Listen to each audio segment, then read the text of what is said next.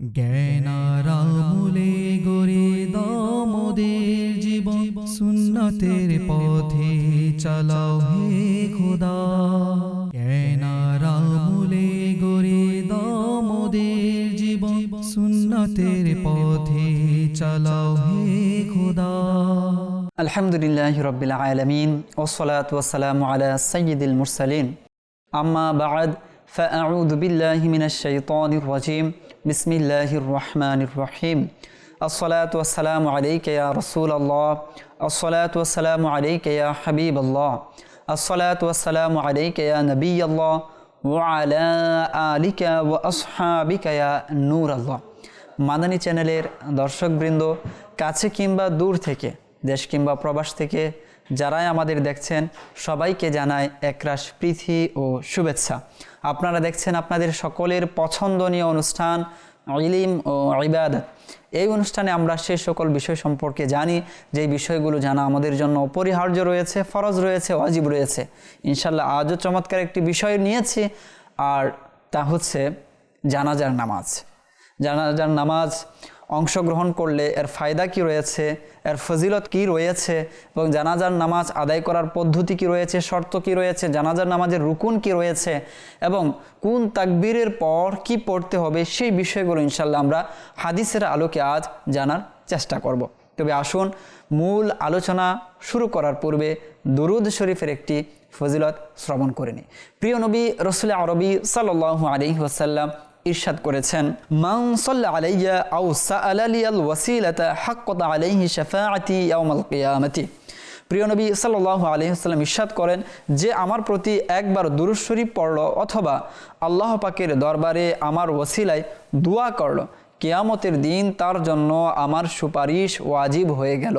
আসুন অনুষ্ঠানের বরকতে আমরাও একবার দুরূদ শরীফ পাঠ করে নিই। সাল্লু আলাল হাবিব সাল্লাল্লাহু তাআলা আলা মুহাম্মদ সাল্লাল্লাহু আলাইহি ওয়াসাল্লাম। যারা আল্লাহ তাআলার নেককার বান্দা রয়েছেন, আল্লাহর ওলি যারা রয়েছেন, তাদের জানাজায় যদি আমরা অংশগ্রহণ করি তাহলে আমাদের কি ফজিলত রয়েছে। আমরা কিন্তু জানি না কে আল্লাহ তাআলার ওলি রয়েছেন, কে আল্লাহ তাআলার নেক বান্দা রয়েছেন। কেননা আমরা কিতাবের মধ্যে পেয়েছি যে আল্লাহ তাআলার পছন্দনীয় বান্দা যারা রয়েছেন, নেক বান্দা যারা রয়েছেন, ওলি যারা রয়েছেন, তারা সাধারণ বান্দাদের মধ্যেই লুকিয়ে থাকেন। তো সুতরাং আমাদের উচিত সকলের জানাজায় অংশগ্রহণ করা। তবে সেই ব্যক্তি যদি নেককার হয় তাহলে আমার জন্য কি ফজিলত রয়েছে এই ব্যাপারে কিতাবের মধ্যে এসেছে। যেমন এক ব্যক্তি হযরত সাইয়্যিদুনা সিররি সাকতি রহমাতুল্লাহ তাআলা আলাইহি এর জানাজার নামাজে অংশগ্রহণ করলেন। রাতে ওই ব্যক্তির স্বপ্নে হযরত সাইয়্যিদুনা সিররি সাকতি রহমাতুল্লাহ তাআলা আলাইহি এর জিয়ারত নসিব হলো। তখন তিনি জিজ্ঞাসা করলেন, মা ফাআলাল্লাহু বিকা, অর্থাৎ আল্লাহ তাআলা আপনার সাথে কী রূপ আচরণ করেছেন। উত্তর দিলেন, আল্লাহ তাআলা আমাকে এবং আমার জানাজার নামাজে অংশগ্রহণকারী সবাইকে ক্ষমা করে দিয়েছেন। ওই ব্যক্তি আরজ করল, ইয়া সাইয়্যিদি, আমিও তো আপনার জানাজায় অংশগ্রহণ করে জানাজার নামাজ আদায় করেছিলাম। তখন তিনি একটি তালিকা বের করলেন, কিন্তু এতে ওই ব্যক্তির নাম অন্তর্ভুক্ত ছিল না। যখন গভীরভাবে পর্যবেক্ষণ করে দেখলেন তখন দেখা গেল তার নাম তালিকার 500 টিকায় লেখা ছিল। এই ঘটনাটি বর্ণিত হয়েছে তারিখে দামেস্ক ইবনে আসাকিরের 20তম খণ্ডের 198 পৃষ্ঠায়। আল্লাহ তাআলা এই সকল বুজুর্গানে দিনের উপর রহমত বর্ষণ করুন এবং তাদের সাদকায় আমাদের ক্ষমা করুন। শুধু এই নয়, যারা আল্লাহ তাআলার নেক বান্দা রয়েছেন, আল্লাহ তাআলার ওলি যারা রয়েছেন, তাদেরকে যারা ভালোবাসে তাদেরকেও আল্লাহ তাআলা ক্ষমা করে দেন। যেমন হযরত সাইয়্যিদুনা বিশরে হাফি রহমাতুল্লাহ তাআলা আলাইহি এর ইন্তিকালের পর কাসিম বিন মুনাব্বির রহমাতুল্লাহ তাআলা আলাইহি স্বপ্নের মধ্যে তাকে জিজ্ঞেস করলেন, মা ফাআলাল্লাহু বিক, অর্থাৎ আল্লাহ তাআলা আপনার সাথে কীরূপ আচরণ করেছেন। উত্তরে বললেন, আল্লাহ তাআলা আমাকে ক্ষমা করে দিয়েছেন এবং ইরশাদ করেছেন, হে বিশর, শুধু তোমাকে নয় বরং তোমার জানাজাতে অংশগ্রহণকারী সবাইকেও আমি ক্ষমা করে দিয়েছি। তখন আমি আরজ করলাম, হে মালিক, আমাকে যারা ভালোবাসে তাদেরকেও ক্ষমা করে দাও। তখন আল্লাহ তাআলার দয়ার সাগরে জোয়ার এলো আর ইরশাদ করলেন, কিয়ামত পর্যন্ত যারা তোমাকে ভালোবাসবে তাদের সবাইকে আমি ক্ষমা করে দিলাম। এই ঘটনাটিও তারিখে দামেস্ক ইবনে আসাকিরের 10তম খণ্ডের 225 পৃষ্ঠায় বর্ণিত হয়েছে। তো কত চমৎকার চমৎকার ঘটনা যে দাওয়াত ইসলামে কিন্তু এটাই শেখায়, যারা আল্লাহ তাআলার নেক বান্দা রয়েছে তাদের প্রতি ভালোবাসা শেখায়, তাদের জীবনী অধ্যয়ন করতে শেখায়, তারা যে পথে চলেছে, যে পথে চলে আল্লাহ তাআলাকে সন্তুষ্টি করেছে সেই পথে চলতে উৎসাহিত করে দাওয়াত ইসলামী। তো এই সকল বান্দা যারা আছে, বিশেষত যারা নেক বান্দা, মুখে মুখে মানুষের তাদের নাম রয়েছে, তো তারা যখন ওফাত গ্রহণ করে তাদের জানাজায় আমাদের অংশগ্রহণ করা উচিত।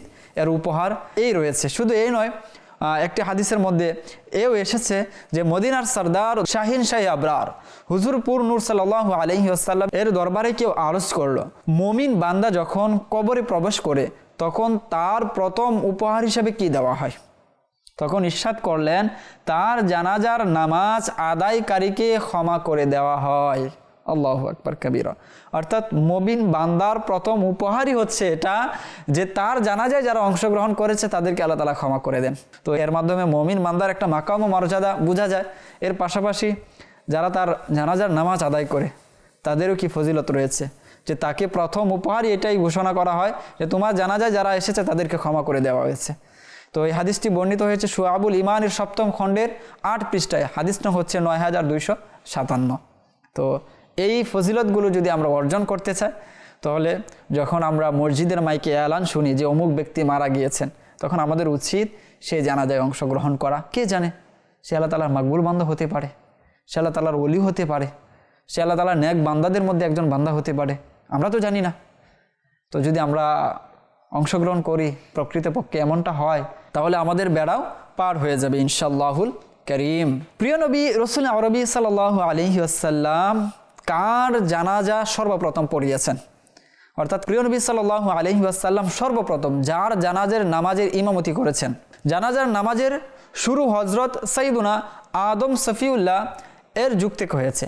ফেরেশতারা সাইয়্যিদুনা আদম সফিউল্লাহ আলাইহিস সালাতু ওয়াস সালাম এর জানাজা মুবারকে 4 বার তাকবীর বলেছিল, যেমনটা এখন আমরা করি। ইসলামের জানাজা নামাজ ওয়াজিব হওয়ার হুকুম মদিনা শরীফে অবতীর্ণ হয়। হযরত সাইয়্যিদুনা আসাদ বিন জুরার রাদিয়াল্লাহু তাআলা আনহু এর ইন্তিকাল হিজরতের 9ম মাসের শেষের দিকে হয়েছিল। তিনি প্রথম মৃত সাহাবী ছিলেন। রাসূল আকরাম সাল্লাল্লাহু আলাইহি ওয়াসাল্লাম তার জানাজার নামাজ আদায় করেন।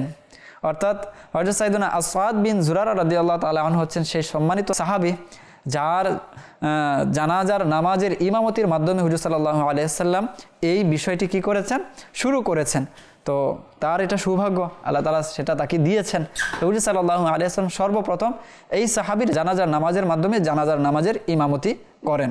এখন আমরা শুনব নামাজের আহকাম থেকে জানাজার নামাজের পদ্ধতি। আমির আহলে সুন্নাত দামাত বারাকাতুহুল আলিয়া তিনি খুবই চমৎকারভাবে বর্ণনা করেছেন এবং খুবই সহজভাবে যেন আমরা পড়লেই বুঝে নিতে পারি যে জানাজার নামাজ কিভাবে আদায় করতে হয়, কখন তাকবীর দিতে হয়, কোন তাকবীরের পর কি পড়তে হয়, সংক্ষিপ্তভাবে তিনি আমাদেরকে বলেছেন। নাম্বার 1, প্রথমত তিনি বলেন মুক্তাদি এভাবে নিয়ত করবে, আমি আল্লাহর ওয়াস্তে এই ইমামের পিছনে এই মৃত ব্যক্তির দোয়ার জন্য এই জানাজার নামাজের নিয়ত করছি। এটা কি করতে হবে? এভাবে আমাদেরকে নিয়ত করতে হবে। এবার মুক্তাদি ও ইমাম উভয়ে প্রথমে কান পর্যন্ত হাত উঠাবেন এবং আল্লাহু আকবার বলে দ্রুত নিয়ম অনুযায়ী নাভির নিচে হাত বেঁধে নেবেন এবং সানা পড়বেন। সানা পড়ার সময় ওয়া তাআলা জাদ্দুকা এর পর ওয়াজাল্লা সানাউকা ওয়ালা ইলাহা গায়রুক পড়বেন। অতঃপর হাত উঠানো ব্যতীত আল্লাহু আকবার বলবেন, অতঃপর দুরুদে ইব্রাহিম পড়বেন, এরপর হাত না উঠিয়ে আল্লাহু আকবার বলবেন এবং দোয়া পাঠ করবেন। ইমাম সাহেব তাকবীর সমূহ উচ্চ আওয়াজে বলবেন আর মুক্তাদিগণ নিম্ন স্বরে। বাকি দোয়া জিকির আজকার ইত্যাদি ইমাম ও মুক্তাদি সকলেই নিম্ন স্বরে পাঠ করবেন। দোয়া পাঠ শেষে পুনরায় আল্লাহু আকবার বলবেন এবং হাত ছেড়ে দিবেন। অতঃপর উভয় দিকে সালাম ফেরাবেন। সালামে মৃত ব্যক্তি, ফেরেশতাগণ এবং নামাজে উপস্থিত ব্যক্তিবর্গদের নিয়ত করবেন ওইভাবে যেমন অন্যান্য নামাজের সালামে নিয়ত করা হয়। এখানে এতটুকু কথা বেশি যে মৃত ব্যক্তিরও নিয়ত করবেন। তো এখানে আমাদেরকে সংক্ষিপ্তভাবে বলা হয়েছে যে প্রথমে আমরা আল্লাহু আকবার বলে কান পর্যন্ত যে হাত উঠাবো, এখান থেকে আল্লাহু আকবার বলে আমরা দ্রুত নাভির নিচে হাত বেঁধে ফেলবো, যেমনটা অন্যান্য নামাজের মধ্যে। এবং নাভির নিচেই যে হাত বাঁধতে হবে সেটাও আমরা যে কিয়াম যখন আলোচনা করা হয়েছে যে নামাজে কিয়াম করা যে ফরজ, সেখানে এই বিষয়ে হাদিস বলা হয়েছে। তো নামাজে আমাদেরকে কি করতে হবে, নাভির নিচে হাত বাঁধতে হবে। এবং যখন আমরা সানা পড়ব, তো সানা তো আমরা ওয়া তাআলা জাদ্দুকা ওয়ালা ইলাহা গায়রুক বলে আমরা সাধারণত নামাজে পড়ি। তবে জানাজার নামাজের মধ্যে ওয়াজাল্লা সানাউকা এই যে শব্দটি আছে এটি আমাদেরকে অতিরিক্ত পড়ার ব্যাপারে বলা হয়েছে।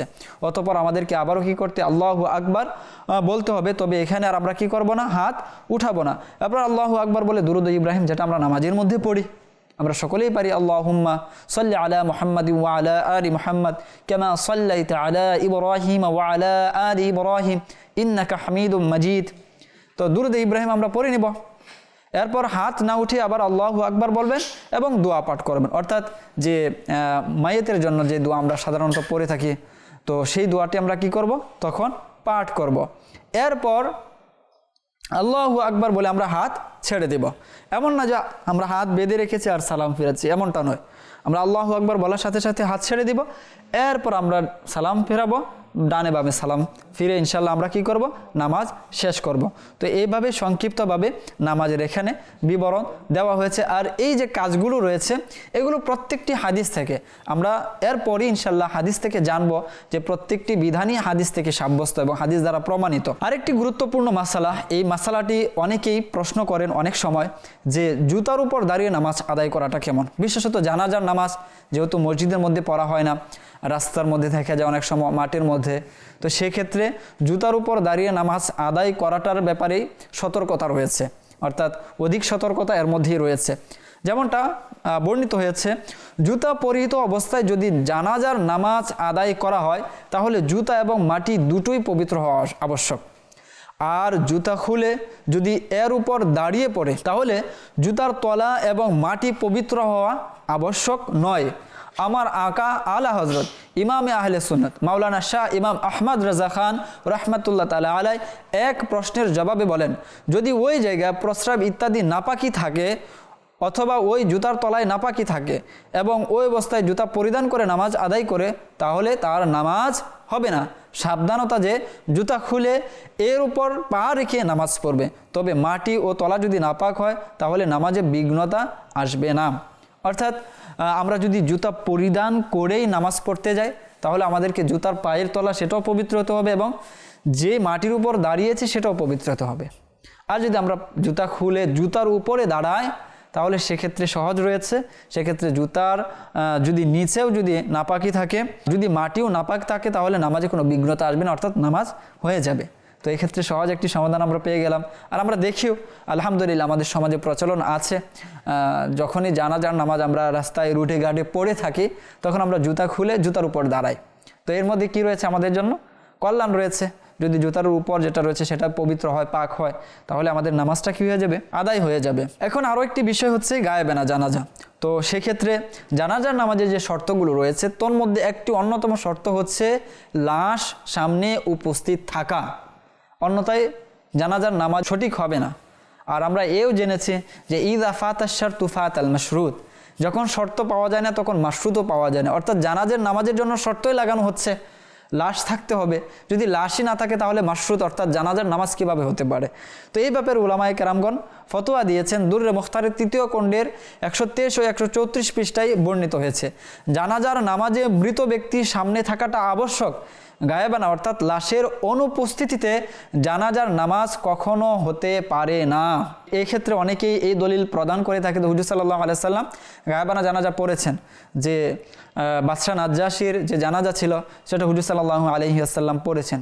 তো হুজুর সাল্লাল্লাহু আলাইহি ওয়াসাল্লামের বিষয় ছিল ভিন্ন এবং এর ব্যাখ্যাও কিতাবের মধ্যে এসেছে যে হুজুর সাল্লাল্লাহু আলাইহি ওয়াসাল্লামের জন্য সেই লাশকে প্রকাশিত করে দেওয়া হয়েছিল। হুজুর সাল্লাল্লাহু আলাইহি ওয়াসাল্লামের সামনেই সেটা বিদ্যমান ছিল, কারণ হুজুর সাল্লাল্লাহু আলাইহি ওয়াসাল্লাম তো সেই সত্তা যার কাছে কোনো কিছুই গোপন নয়। তো যখন আল্লাহ তাআলা হুজুর সাল্লাল্লাহু আলাইহি ওয়াসাল্লামের কাছে অদৃশ্য ছিলেন না, আর আমরা মেরাজের আলোচনায় শুনেছি যে হুজুর সাল্লাল্লাহু আলাইহি ওয়াসাল্লামের কাছে সব কিছু দৃশ্যমান করে দেওয়া হয়েছিল। তো সেক্ষেত্রে সেই বিবেচনাতেও কি সেটা যে হুজুর সাল্লাল্লাহু আলাইহি ওয়াসাল্লামের সামনে লাশ কি ছিল, বিদ্যমান ছিল। তো এই বিষয়ে যেন আমরা ধোঁকায় না পড়ে যাই যে হুজুর সাল্লাল্লাহু আলাইহি ওয়াসাল্লাম গায়েবানা জানাজার নামাজ পড়িয়েছেন, এমনটা নয়। আল্লাহ পাক আমাদেরকে বোঝার তৌফিক দান করুন। এখন আরও একটি গুরুত্বপূর্ণ মাসালা, যে অনেকে আমরা লেট করে ফেলি, জানাজার নামাজে আমরা দেরিতে গিয়ে অংশগ্রহণ করি, 1 তাকবীর 2 তাকবীর চলে যায়। তো সেক্ষেত্রে আমাদের জন্য করণীয় কি রয়েছে? মাসবুক, অর্থাৎ যার কয়েকটি তাকবীর ছুটে গেছে, সে নিজের ছুটে যাওয়া অবশিষ্ট তাকবীরগুলো ইমামের সালাম ফিরানোর পর বলবে। আর যদি এরূপ ধারণা হয় যে তাকবীরের সাথে সাথে দোয়া ইত্যাদি পড়লে তা পূর্ণ করার পূর্বেই লোকেরা জানাজা কাঁধ পর্যন্ত তুলে নেবে, তাহলে সে শুধু তাকবীরগুলো বলবে এবং দোয়া ইত্যাদি পড়া বাদ দিবে। ইমামের চতুর্থ তাকবীর বলার পর যে ব্যক্তি আসলো, সে যতক্ষণ পর্যন্ত ইমাম সালাম না ফেরান জামাতে শরিক হয়ে যাবে এবং সালাম ফেরানোর পর 3 বার তাকবীর দিবে, আল্লাহু আকবার বলবে, অতঃপর সালাম ফেরাবে। দুরুদ মুখতার 3য় খণ্ড 136 পৃষ্ঠা। অর্থাৎ অনেক সময় দেখা যায় 1 তাকবীর 2 তাকবীর চলে গেছে, তো এই ক্ষেত্রে আমরা কি করব? তাকবীরগুলো ইমাম সালাম ফেরানোর পর ওই তাকবীরগুলো আদায় করব। এখন তাকবীর, প্রত্যেকটা তাকবীরের পর তো দোয়া আছে, বিশেষত প্রথম 3 তাকবীরের পর, চতুর্থ তাকবীরের পর তো সালামি, তো প্রথম তাকবীরের পর সানা পড়তে হয়, দ্বিতীয় তাকবীরের পর দুরূদ শরীফ, তৃতীয় তাকবীরের পর দোয়া রয়েছে। এখন 2 তাকবীর উদাহরণস্বরূপ ছুটে গিয়েছে, প্রথম তাকবীর আর দ্বিতীয় তাকবীর। তো আপনি তো তাকবীর দিয়ে নামাজ শুরু করলেন, এখন ওই 2 তাকবীর ইমামের সাথে আপনি পড়লেন, তো প্রথম এবং দ্বিতীয় তাকবীরটা ইমাম সালাম ফেরানোর পর আপনি কি করবেন? বলবেন। তো ওই ক্ষেত্রে যদি এমনটা হয় যে লাশ আগেই নিয়ে চলে যাওয়া হবে, তাহলে শুধু তাকবীরগুলো বলে দিবেন, 2টা তাকবীর। আর যদি এমন ধারণা হয় যে না, লাশ থাকবে, তাহলে আপনি ওই তাকবীরগুলোর পর যে দোয়া ছিল সেই দোয়াটি আপনি কি করবেন? পাঠ করবেন। এটাই এখানে বলা হয়েছে। আরও একটি প্রশ্ন আমরা অনেক সময় সম্মুখীন হয়, অনেক সময় আমাদের কাছে আসে, যে পাগল বা আত্মহত্যা যারা করে তাদের জানাজার নামাজের বিধান কি রয়েছে, তাদের জানাজার নামাজ পড়া যাবে কিনা।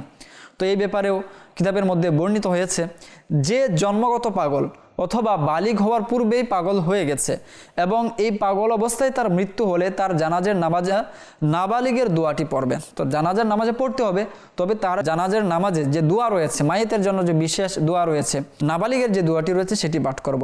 যে ব্যক্তি আত্মহত্যা করেছে তার জানাজার নামাজ আদায় করা যাবে, এমনটা নয় যে তার জানাজার নামাজ কি করব? একবার বাদ দিয়ে দেবো, এমনটা করা যাবে না। তার জানাজার নামাজও কি করা যাবে? আদায় করা যাবে। তো আমরা এতক্ষণ পর্যন্ত যে কিছু মাসআলা ছিল এবং কিছু ফজিলত ছিল সেই বিষয়গুলো জেনেছি। এখন আমরা জানাজার নামাজের যে পদ্ধতি হাদিস থেকে সেটা ইনশাআল্লাহ আমরা জানব। এই ব্যাপারে প্রথম হাদিস, আন সাঈদ ইবনে আবি সাঈদিনিল মাকবারি আন আবিহি আন্নাহু সাআলা আবা হুরায়রাতা কাইফা তুসাল্লি আলাল জানাজাতি فقال أبو هريرة أنا لعمر الله أخبارك أتبعها من أهلها فإذا وضعت كبرت وحمدت الله وصليت على نبيه ثم أقول اللهم إنه অর্থাৎ অতঃপর দোয়া। হাদিসের অর্থ, সাঈদ ইবনে আবি সাঈদ আল মাকবুরি থেকে বর্ণিত, তিনি আবু হুরায়রা রাদিয়াল্লাহু তাআলা আনহুকে জিজ্ঞাসা করলেন, আপনি কিভাবে জানাজার নামাজ পড়েন? আবু হুরায়রা রাদিয়াল্লাহু আনহু বলেন, আল্লাহর কসম, আমি অবশ্যই তোমাকে জানাবো। আমি মাইয়িতের পরিবার থেকে তার অনুসরণ করি। যখন খাটিয়া রাখা হয় তখন তাকবীর দিয়ে আল্লাহর প্রশংসা করি এবং তারপর নবী করিম সাল্লাল্লাহু আলাইহি ওয়াসাল্লামের প্রতি দুরূদ পড়ি, তারপর দোয়া করি। তো দোয়াটিও কিতাবের মধ্যে রয়েছে। তো শুধু এখানে যে হাদিসটি তিনি কিভাবে নামাজ পড়তেন, তো এটা আমরা জানতে পারলাম যে প্রথমে কি করতেন, তিনি তাকবীর দিতেন, অতঃপর আল্লাহ তাআলার প্রশংসা, যে তাকবীরের পর যে আল্লাহ তাআলার প্রশংসা সানা, সেটা তিনি পড়তেন। অতঃপর তাকবীরের মধ্যে সাল্লাতু আলা নবী, তিনি বলেন যে আমি প্রিয় নবী রাসূল আরবি সাল্লাল্লাহু আলাইহি ওয়াসাল্লামের প্রতি দুরূদ শরীফ পড়তাম। সুম্মা আকুল, অতঃপর তাকবীরের পর মাইয়েতের জন্য তিনি একটি বিশেষ দোয়া করতেন, সেই দোয়াটি তিনি করতেন। তো এখানে যদি আমরা দেখি যে আবু হুরায়রা রাদিয়াল্লাহু তাআলা আনহু জলিলুল কদর সাহাবী, তাকে প্রশ্ন করা হলে তিনি জানাজার নামাজের পদ্ধতি শিখাচ্ছেন। সেখানে 4টি তাকবীরের কথা উল্লেখ রয়েছে এবং সেখানে তিনি পর্যায়ক্রমে তাকবীরের পরপর কি পড়তেন সেই বিষয়টি এখানে রয়েছে, যে আল্লাহ তাআলার হামদ করা, সানা পড়া। তো এই বিষয়ের প্রতি আমাদেরকে এখানে বলা হয়েছে। আরও একটি রওয়ায়াত এসেছে, যেমন হাদ্দাসানা মুহাম্মদ ইবনু ফুদাইলিন আনিল আলা ইবনুল মুসাইয়িব আন আবিহি আন আলিয়্যিন আন্নাহু কানা ইযা সাল্লা আলা মাইয়িতিন ইয়াবদাউ ফায়াহমিদুল্লাহ ওয়া ইউসাল্লি আলা নবী সাল্লাল্লাহু আলাইহি ওয়াসাল্লাম থুম্মা ইয়াকুলু আল্লাহুম্মা গফির, অতঃপর সম্পূর্ণ দোয়া করতেন। তো মুসাইব ইবনে রাফি থেকে বর্ণিত আলী রাদিয়াল্লাহু তাআলা আনহু যখন জানাজার নামাজ পড়তেন তখন নামাজ শুরু করে আল্লাহর প্রশংসা করতেন এবং নবী করিম সাল্লাল্লাহু আলাইহি ওয়াসাল্লামের প্রতি দুরূদ পড়তেন। তারপর তিনি যে বিশেষ দোয়া সেই দোয়াটি পড়তেন। অর্থাৎ আলী রাদিয়াল্লাহু তাআলা আনহুর আমল যদি দেখি তো সেখানেও আমরা যেভাবে নামাজ পড়ি সেটিই রয়েছে, যে প্রথমে তিনি তাকবীর দিতেন, এরপর ফায়াহমিদুল্লাহ তিনি আল্লাহ তাআলা প্রশংসা করতেন, আল্লাহ তাআলার প্রশংসা তা সানা পড়তেন, যেমনটা সুবহানাকাল্লাহুম্মা ওয়া বিহামদিকা ওয়া তাবারাকাসমুকা ওয়া তাআলা জাদ্দুকা ওয়া জাল্লা সানাউকা ওয়া লা ইলাহা গায়রুক। তো এটাই তারা করতেন, এটাই তাদের আমল ছিল। তো দ্বিতীয় তাকবীরে তারা হুজুর সাল্লাল্লাহু আলাইহি ওয়াসাল্লামের প্রতি দুরূদ শরীফ এবং তৃতীয় তাকবীরে মাইয়িতের জন্য বিশেষ দোয়া করতেন, চতুর্থ তাকবীরের পর সালাম ফিরিয়ে নিতেন। তো আলী রাদিয়াল্লাহু তাআলা আনহুর আমলও কিন্তু এটাই ছিল। আচ্ছা, এই হাদিসটি বর্ণিত হয়েছে মুসান্নাফে ইবনে আবি শাইবা, হাদিস নং হচ্ছে 11,496, মুসান্নাফে আব্দুর রাজ্জাক এর বর্ণনা অনুযায়ী হাদিস নং হচ্ছে 6,434। এর উপরে যে হাদিসটি ছিল সেটিও রেফারেন্স রয়েছে। তো আমরা প্রত্যেকটা হাদিস যে নির্ভরযোগ্য যে গ্রন্থ রয়েছে সেখান থেকে আমরা জানার চেষ্টা করছি যে সেখানে কি বর্ণিত হয়েছে। আরও একটি হাদিস এই ব্যাপারে যদি আমরা জানি যে তারা জানাজার নামাজ কিভাবে পড়তেন এবং কখন কি পড়তেন, কোন তাকবীরের পর কি পড়তেন, সে বিষয়ে কি এসেছে আমরা সেটা জানবো। যে হাদ্দাসানা ওয়াকিউন আন সুফিয়ানা আন আবি হাশিমিন আনিশ শা'বি ক্বালা সামি'তুহু ইয়াকুলু ফিল উলা সানাউন আলা আল্লাহি তাআলা وفي الثانية صلاة على النبي صلى الله عليه وسلم وفي الثالثة دعاء للميت وفي الرابعة تسليمون। তো এখানে আবু হাশিম থেকে বর্ণিত আমি শাবি রহমাতুল্লাহ তাআলা আলাইহিকে বলতে শুনেছি, প্রথম তাকবীরে আল্লাহর প্রশংসা, দ্বিতীয় তাকবীরে নবী করিম সাল্লাল্লাহু আলাইহি ওয়াসাল্লামের প্রতি দুরূদ, তৃতীয় তাকবীরে মাইয়িতের জন্য দোয়া, চতুর্থ তাকবীরে সালাম ফেরানো। তো ইমাম শাবি রহমাতুল্লাহ তাআলা আলাইহি কত বড় একজন তাবিঈ বুজুর্গ ছিলেন, যে ইমাম আমির শাবি রহমাতুল্লাহ তাআলা আলাইহি, যিনি প্রায় 500 সাহাবীর সান্নিধ্য লাভ করেছেন। আমরা তার জীবনী শুনেছি, আমরা যদি মাদানী চ্যানেলের অনুষ্ঠান দেখি তাবিঈগণের বৈশিষ্ট্য, সেখানে তার জীবনী আলোচনা করা হয়েছে। তো তিনি আমাদেরকে খুবই স্পষ্টভাবে বলে দিয়েছেন যে কোন তাকবীরের পর আমাদেরকে কি করতে হবে। তো এখানে বলা হচ্ছে ফিল উলা, অর্থাৎ প্রথম তাকবীরে সানাউন আলাল্লাহ, আল্লাহ তাআলার সানা, অর্থাৎ সুবহানাকাল্লাহুম্মা ওয়া বিহামদিকা ওয়া তাবারাকাসমুকা ওয়া তাআলা জাদ্দুকা ওয়া জাল্লা সানাউকা ওয়া লা ইলাহা গায়রুক, এটা আমাদেরকে প্রথম তাকবীরের পর পড়তে হবে। দ্বিতীয় তাকবীরে হুজুর সাল্লাল্লাহু আলাইহি ওয়াসাল্লামের প্রতি দুরূদ, তৃতীয় তাকবীরে দুআউল লিল মাইয়িত, মাইতের জন্য দোয়া, এবং চতুর্থ তাকবীর হচ্ছে তাসলিমুন, অর্থাৎ সালাম ফেরানো। এই হাদিসটিও মুসান্নাফে ইবনে আবি শাইবা, হাদিস নং হচ্ছে 11,496 এবং মুসান্নাফে আব্দুর রাজ্জাক এর বর্ণনা অনুযায়ী 6,434। আমরা যদি ইমাম আজম আবু হানিফা রহমাতুল্লাহ তাআলা আলাইহি, যার ব্যাপারে সকল উলামায়ে কেরাম ঐকমত্য যে ফিকহের ক্ষেত্রে সকল আলেম ইমাম আজম আবু হানিফা রহমাতুল্লাহ তাআলা আলাইহি এর পরিবারভুক্ত, তিনি কিভাবে করেছেন, তো তার ব্যাপারেও তিনি বলেন আখবারনা আবু হানিফাতা, রাবি বর্ণনা করেছেন, আমাদেরকে বর্ণনা করেছেন আবু হানিফা। তিনি কার থেকে? আন হাম্মাদিন আন ইব্রাহিমা ক্বালা লাইসা ফিস সালাতি আলাল মাইয়িতি শাইউন মুআক্কাতুন ওয়ালাকিন তাবদাউ ফাতাহমিদুল্লাহ ওয়া তুসাল্লি আলান নবী সাল্লাল্লাহু আলাইহি ওয়াসাল্লাম ওয়া তাদউল্লাহ লিনাফসিকা ওয়া লিল মাইয়িতি বিমা আহবাবতা। হাম্মাদ ইবনে আবি সুলাইমান থেকে বর্ণিত, যেটা ইমাম আজম আবু হানিফা রহমাতুল্লাহ তাআলা আলাইহি এই সূত্রের মধ্যে রয়েছেন। ইব্রাহিম নাখঈ রহমাতুল্লাহ তাআলা আলাইহি বলেন, জানাজার নামাজে নির্ধারিত কিছু নেই, তুমি নামাজ শুরু করে আল্লাহর প্রশংসা করবে, নবী করিম সাল্লাল্লাহু আলাইহি ওয়াসাল্লামের প্রতি দুরূদ পাঠ করবে এবং আল্লাহর কাছে নিজের জন্য ও মাইয়িতের জন্য পছন্দ মতো দোয়া করবে। কিতাবুল আসার ইমাম মুহাম্মদ এর যে গ্রন্থ রয়েছে প্রথম খণ্ডের 274 পৃষ্ঠা, হাদিস নং হচ্ছে 238। তো এই যে বর্ণনা রয়েছে এখানে যদি আমরা দেখি যে রাবি কারা রয়েছে, বর্ণনাকারী কারা রয়েছে, ইব্রাহিম নাখঈ রহমাতুল্লাহ তাআলা আলাইহির মতো একজন প্রসিদ্ধ তাবিঈ, যার কথায় ইমাম বুখারী রহমাতুল্লাহ তাআলা আলাইহি কিতাব বুখারীর কিতাবের মধ্যেও দলিল দিয়েছেন যার কথা দিয়ে। তো এত বড় একজন তাবিঈ বুজুর্গ, তিনিও কি বলেছেন, আমাদেরকে এটাই শিক্ষা দিয়েছেন যে জানাজার নামাজের মধ্যে নির্ধারিত কিছু নেই, তবে আল্লাহ তাআলার হামদ তথা সানার মাধ্যমে আমাদেরকে নামাজ শুরু করতে হবে। এরপর হুজুর সাল্লাল্লাহু আলাইহি ওয়াসাল্লামের প্রতি সালাম দুরূদ পাঠ করতে হবে, এরপর নিজের এবং মাইতের জন্য দোয়া, এরপর আমাদেরকে কি করতে হবে, সালাম প্রদান করতে হবে, সালাম দিতে হবে। তো এই যে যুগশ্রেষ্ঠ যারা মুহাদ্দিস ইমাম আমির শাবি রহমতুল্লাহ তাআলা আলাইহি, যুগশ্রেষ্ঠ মুহাদ্দিস ইব্রাহিম নাখাই রহমতুল্লাহ তাআলা আলাইহি, তারা শুধু যে মুহাদ্দিস ছিলেন বিষয়টা এমন নয়, বরং তারা উম্মতের মধ্যে অন্যতম গ্রহণযোগ্য তারা তাবিঈ বুজুর্গ ছিলেন, যাদের আমল ব্যতীত, যাদের আসার ব্যতীত অনেক ক্ষেত্রে আমরা দ্বিধার সম্মুখীন হয়ে যাই, আমরা অনেক সময় সমাধান খুঁজে পাই না। তো তাদের কথার মাধ্যমে আমরা কি পাই? সমাধান খুঁজে পাই। এমনকি ইমাম বুখারী রহমতুল্লাহ তাআলা আলাইহি, তিনি তো কিতাব রচনা করেছেন হাদিস, কিন্তু সেখানেও তিনি তার সেই হাদিসটিকে, তার উক্তিটিকে, তার মতকে পুক্ত করার জন্য এই সকল বুজুর্গানে দ্বীনের কথাকে কি করেছেন? কোট করেছেন। তো তারাও আমাদেরকে নামাজ এইভাবে শিক্ষা দিচ্ছেন, জানাজার নামাজ, যে আমাদেরকে কোন তাকবীরের পর কি করতে হবে। সুতরাং এই বিষয়গুলো আমাদেরকে কি করতে হবে? আমল করতে হবে। এভাবে আমাদেরকে আমল করা উচিত। অনেক সময় অনেকের মধ্যে এই প্রশ্ন উদয় হয় যে হামিদ আল্লাহ সূরা ফাতিহা আছে সেটাই পড়ি, কেননা এটাই তো সবচেয়ে বড় প্রশংসা, এর চেয়ে বড় হামদ কি আছে কি না? না, এরকমটা নয়। যদি এটাই হতো তাহলে হুজুর সাল্লাল্লাহু আলাইহি ওয়াসাল্লাম নামাজের শুরুতে সানা পড়তেন না, নামাজের শুরুতে বিসমিল্লাহির রহমানির রহিম পাঠ করতেন না, নামাজের শুরুতে আউযুবিল্লাহি মিনাশ শাইতানির রাজিম পড়তেন না।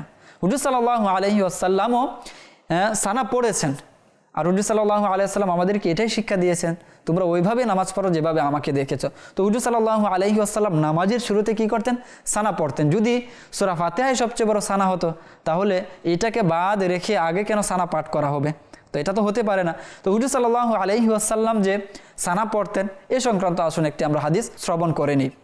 হাদিসটি এভাবে বর্ণিত হয়েছে যে আন হুমাইদিত তাওয়িলি আন আনাস ইবনে মালিকিন قال كان رسول الله صلى الله تعالى عليه وآله وسلم إذا استفتح الصلاة قال سبحانك اللهم وبحمدك وتبارك اسمك وتعالى جدك ولا إله غيرك رواه الطبراني في كتاب المفرد في الدعاء وإسناده جيدة।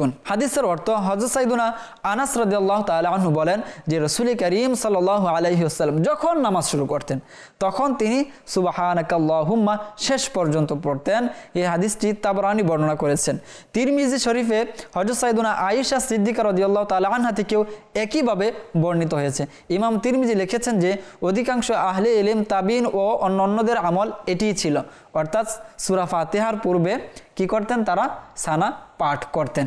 সুতরাং তো এখানে আর প্রশ্ন হতে পারে না যে সূরা ফাতিহাই তো সবচেয়ে বড় সানা, সূরা ফাতিহাই তো সবচেয়ে বড় হামদ। না, যদি এটাই হতো তাহলে হুজুর সাল্লাল্লাহু আলাইহি সাল্লাম সানা কিন্তু আর পড়তেন না। তো সানা সূরা ফাতিহা এটা তো ঠিক আছে, তবে এটা যেহেতু কিরাত আর জানাজার নামাজে কিরাত নেই, যদি কিরাত থাকতো তাহলে আর ওইখানে বিশেষভাবে ব্যক্তির জন্য, মাইয়েতের জন্য দোয়া করা, তো এটা কিভাবে হতে পারে? তো আমাদেরকে আল্লাহ পাক বুঝার তৌফিক দান করুন যে সূরা ফাতিহা এটি স্বতন্ত্র একটি বিষয়, এবং সূরা ফাতিহা যে কোরআনের অংশ সেই বিষয়ে আমরা কিরাতের সংক্রান্ত যখন আলোচনা করেছি সেখানে আলোচনা হয়েছে যে সূরা ফাতিহা এটি কোরআনের অংশ, এটি কিরাতের অংশ, এটি আমাদের নামাজের মধ্যে পাঠ করতে হয়। জানাজার নামাজ যে রয়েছে তো সেটি হচ্ছে একটি ভিন্ন বিষয়। তো উভয়টি যেন আমরা এক করে না ফেলি, আমরা ঘুলিয়ে না ফেলি। আল্লাহ পাক আমাদেরকে সঠিকভাবে, শুদ্ধভাবে, যেভাবে কোরআন ও হাদিসে এসেছে, তাবেঈন, তাবেঈন, সাহাবায়ে কেরাম, বুজুর্গানে দিন যেভাবে আমল করেছেন আমরা যেন সেভাবেই করি। আল্লাহ পাক আমাদেরকে ওই মোতাবেক আমল করার তৌফিক দান করুন। আগামী অনুষ্ঠান দেখার আমন্ত্রণ জানিয়ে আজ এই পর্যন্তই। ভালো থাকুন, সুস্থ থাকুন, মাদানী চ্যানেলের সাথে থাকুন। সল্লু আলাল হাবিব সাল্লাল্লাহু তাআলা আলা মুহাম্মদ সাল্লাল্লাহু আলাইহি ওয়াসাল্লাম। জ্ঞানারামুলে গড়ে দাও মোদের জীবন, সুন্নতের পথে চালাও হে খোদা।